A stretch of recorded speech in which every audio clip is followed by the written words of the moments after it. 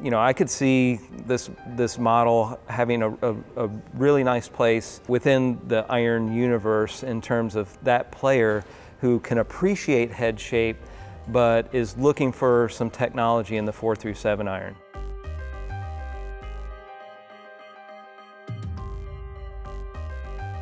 Within the player's distance category, there's almost two categories inside that.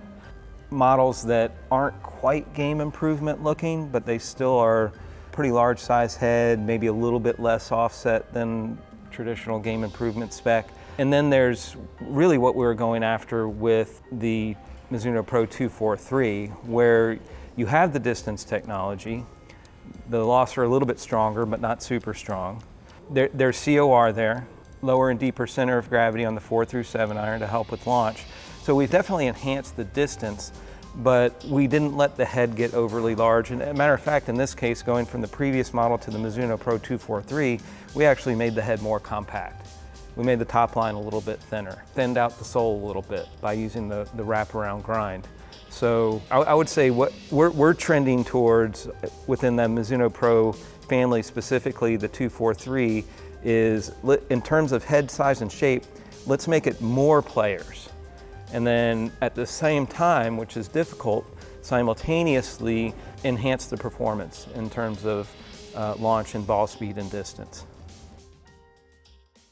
In order to achieve the performance enhancements that we were looking for, it was actually a challenge. Under the current set of rules that we had for forging, we were limited a little bit in how thin we could go on the face. But our engineers, working with our partners at Chuyo Kogyo, they figured out a way that they could go even thinner than the previous model, about 0.2 millimeters thinner.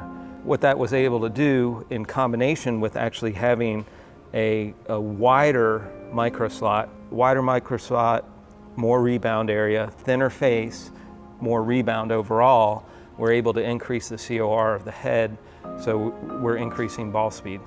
This is actually the thinnest we've gone on the face in terms of full body forging. And how we're able to do it, first of all, is the material that we chose is a chromoly 4120, which is an extremely strong material. But also our engineers every year are advancing their CAE analysis, so they know the limitations of the material and they can simulate how thin they can go before it crosses over a threshold in terms of stress. So even before we even cut a mold, we can understand like what is the limit of this material, and then we can work with our partners at Chuyo Kogyo to figure out how to get it down to that thickness that we think is as far as we can go without having any stress issues.